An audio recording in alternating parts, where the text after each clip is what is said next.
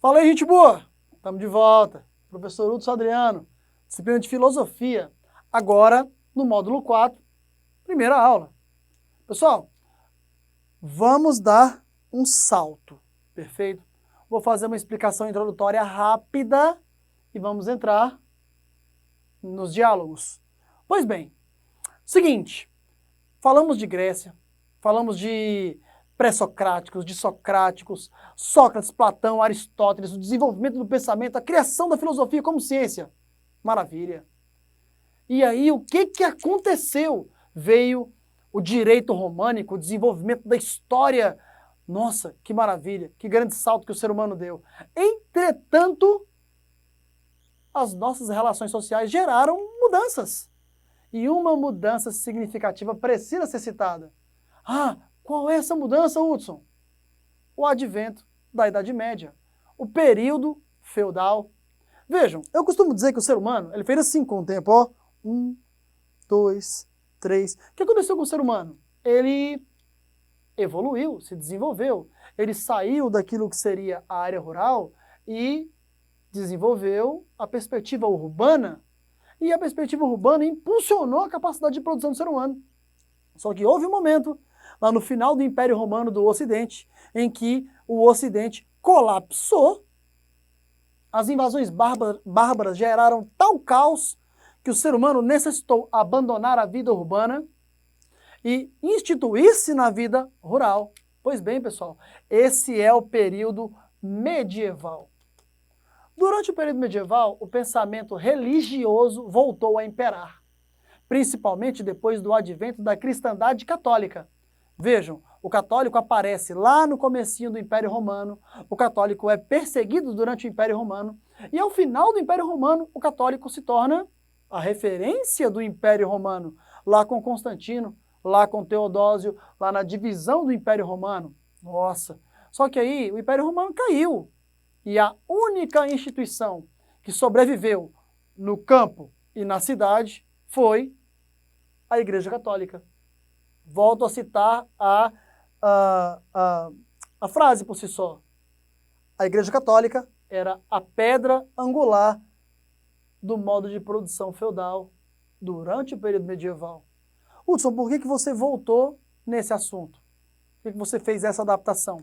Porque nesse momento, o que vai imperar no Ocidente é a filosofia religiosa cristã católica. É fato.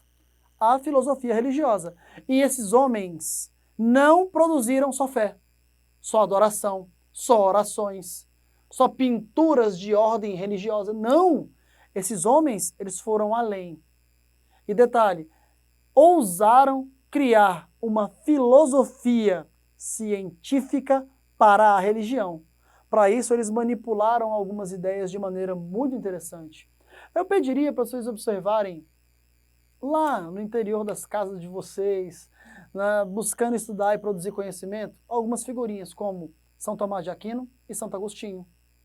Eles foram filósofos religiosos que se utilizaram do pensamento socrático e aristotélico para gerar filosofia científica dentro da igreja.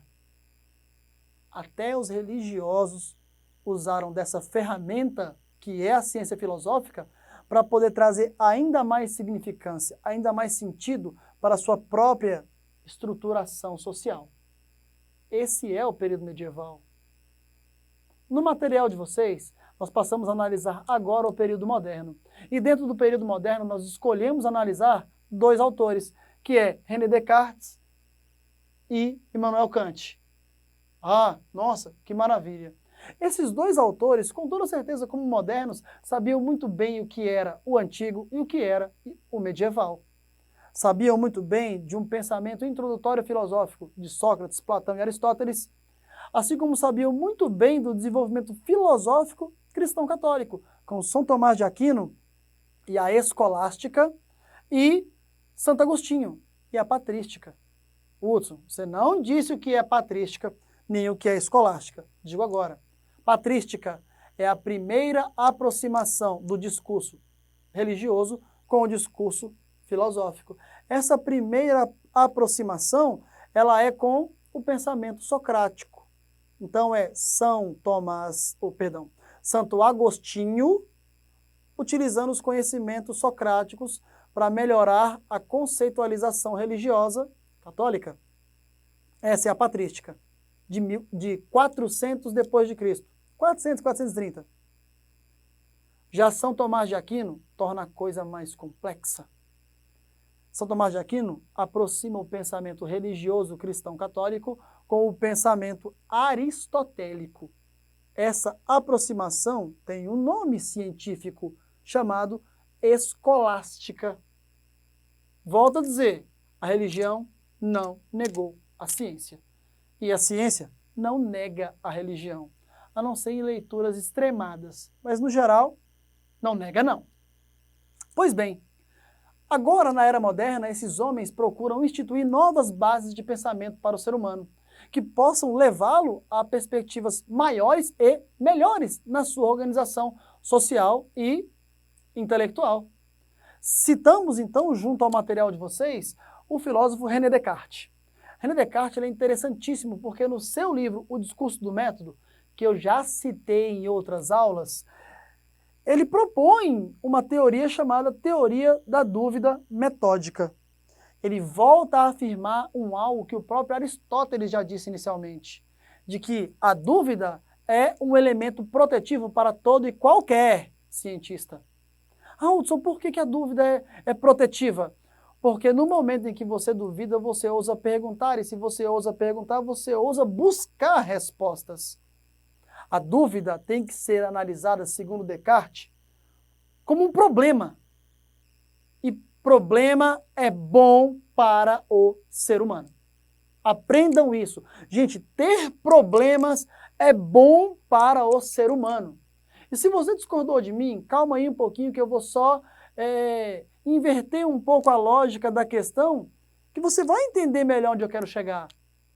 Olha, gente, viver o problema ou um problema é um suplício. Dever e não conseguir pagar, ou não ter de onde tirar dinheiro para pagar, estar doente e não conseguir produzir. Nossa, acabei de bater meu carro, que desespero! Viver um problema é desesperador. Mas no momento em que você supera o problema, no momento que você transpõe todas as dificuldades, observe o quanto você passa a se tornar maduro, experiente, capaz de orientar a outros em meio a um desespero que você já perpassou. Logo, viver um problema é sempre um problema. Agora, ter problema é fundamental para o ser humano gerar o processo de transposição. É como saltar um muro, é como pular uma pedra, é como saltar um obstáculo. E depois que você o salta, você pode ter outros direcionamentos, outros interesses. Então, uma pergunta para Descartes, uma dúvida legalmente constituída, ela tem o poder de conduzir o homem a um lugar melhor. Por isso, todo cientista, seja ele de qual área for, deve sempre se proteger, perguntando como, quando, onde, por quê e, melhor do que tudo isso, para quê? Gerar uma nova possibilidade, uma nova dinâmica. Por isso, esse é um referencial para o discurso acadêmico que vai se constituir à sua frente. Para isso, eu preciso citar para vocês o desenvolvimento da onda iluminista na era moderna. Cito Hugo Grotius, cito Adam Smith, cito o Barão de Montesquieu, Jean-Jacques Rousseau, Thomas Hobbes, Jean Bodin, cito Jacques Bossuet, todos filósofos da era moderna, pautados por uma perspectiva iluminista. Hudson, o que é o iluminismo? Está vendo essa luz? Não, você não está vendo. Mas você está observando essa luz que agora recai sobre o meu corpo? Ela me ilumina. Ela faz com que você possa me ver. Pois bem, o conhecimento tem que ser, para você, essa mesma luz que te ilumina, que te guia, que te direciona. Essa luz, esse iluminar, vai levar o homem a uma nova condição. Por isso que o movimento iluminista, pautado pela ciência, pela luz do conhecimento, traz para o homem novas bases de desenvolvimento. Posso citar algumas? Vocês conhecem todas.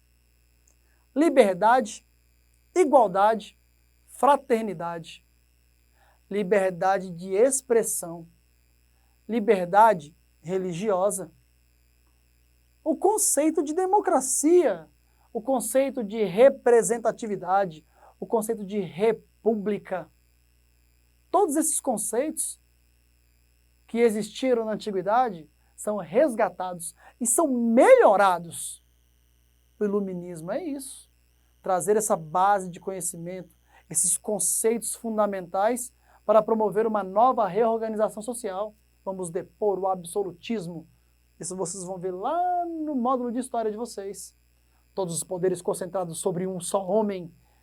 E esse homem é o escolhido de Deus. E agora não vai ser assim não. Agora, se era do rei para o rei pelo rei, agora é do povo para o povo e pelo povo. É o que nós vivemos. Somos produto, sim, também do iluminismo. René Descartes lança a dúvida como pressuposto de desenvolvimento. Todos os filósofos que eu acabei de citar para vocês vão caminhar em cima dessa dúvida, ou dessas dúvidas, para instituir novas possibilidades e o ser humano dar novos saltos. Olhem, por favor, a Revolução Gloriosa Inglesa, olhem a Revolução Industrial Inglesa, a Revolução Francesa, a independência dos Estados Unidos, todas baseadas em princípios iluministas. E aí, finalizando o módulo de vocês, aparece Kant. Kant, ele vem desse prospecto iluminista e ele dá um salto promovendo um novo conjunto ideológico que nós conhecemos como positivismo. O positivismo, ele traz algo novo para o ser humano, que é a necessidade de responder aos nossos problemas sociológicos a partir de números. Nesse momento, quem lida com o número dá o grande salto, entendeu? A física, a química, a matemática. Por quê? Porque são capazes de, na resolução dos seus problemas, a partir de números, gerar respostas que são exatas. E vocês vão convir comigo, uma resposta exata não tem como você contrapor. Não tem como você dizer, tá errado. 2 mais 2 são 4. Se você produz uma expressão algébrica que o resultado final tem que ser 2, e você chega a 2, só pode estar certo. Se você percorreu todo o caminho com exatidão, não há como desdizer aquilo. Sendo assim, as ciências exatas dão o grande salto. Aí tu vai ver um Galileu Galilei, o Nicolau Copérnico, o Giordano Bruno. Você vai ver Einstein. Cara, tudo isso é maravilhoso. É a ciência da natureza dando o seu grande salto social. As ciências humanas eram as bases da formação do ser humano. E a partir de Kant, a ciência da natureza ganha sua vez e ganha sua voz. E detalhe, toma a dianteira na formação do ser humano. Maravilhoso! Só que nós, das ciências exatas, nós das ciências humanas, entramos em crise. Porque chegou um momento onde nós queríamos dar respostas exatas também. E aí, poxa, a filosofia virou o quê? Discutir conceito. A história virou o quê? Data. A geografia virou o quê? Clima, relevo, vegetação. O direito virou o quê? Só um conjunto de leis enumeradas que você tem que seguir. Mas e como fazer com que as ciências da natureza, que tem essa força, fazer das ciências humanas ter a mesma força? Olha, partindo da perspectiva do número, para nós é muito difícil. Foi muito difícil. Mas nós tentamos. A história virou decoreba, a geografia virou mapa, a filosofia virou o quê? Discussão básica de conceitos. Talvez até, me perdoe, uma educação moral e cívica, mas nós somos muito mais que isso. E nós necessitamos e nós demos o grande salto. Nós suplantamos o positivismo. E hoje dialogamos a ciência humana com base no culturalismo. Então, tudo aquilo que de repente você tinha na sua prova, quando você tinha aí seus 13, 14, 15 anos, hoje, você que tem aí seus 40, 50 anos, tudo aquilo que tinha na sua prova, que era a data, o personagem e o local, era o que ia te fazer tirar 10, tudo isso que você tinha como pergunta na sua prova, é só a base textual das provas que vocês vão pegar. Vocês não tem o texto de apoio aí? Pode observar que no teu texto de apoio aí, ó, pode pegar aí, pega na tua folha, certo? Pega aí nas questões, como não tem aí o personagem, a data e o local. Tudo aquilo que era a tua prova, hoje é dado para você. Por isso, a filosofia hoje, ela é processual. A história hoje é o quê? Processual. A geografia hoje é o quê? Processual. E o direito vai tentar dialogar junto a tudo isso também de maneira processual. Olha o jornalismo. Nós estivemos presos à possibilidade de responder as coisas de forma exata. Nós empobrecemos. A ciência da natureza deu um grande salto. E isso foi maravilhoso e tem que continuar dando. Mas nós precisamos desenvolver uma outra teoria. Uma teoria de base cultural. Isso aconteceu para a gente em 1940, virou uma realidade na Europa em 1960. Na América Latina, só depois dos anos 80. Logo, discutir ciências humanas hoje, graças a Deus, para todos nós, é um privilégio. Meninos, muito obrigado e até o próximo encontro. Beijo!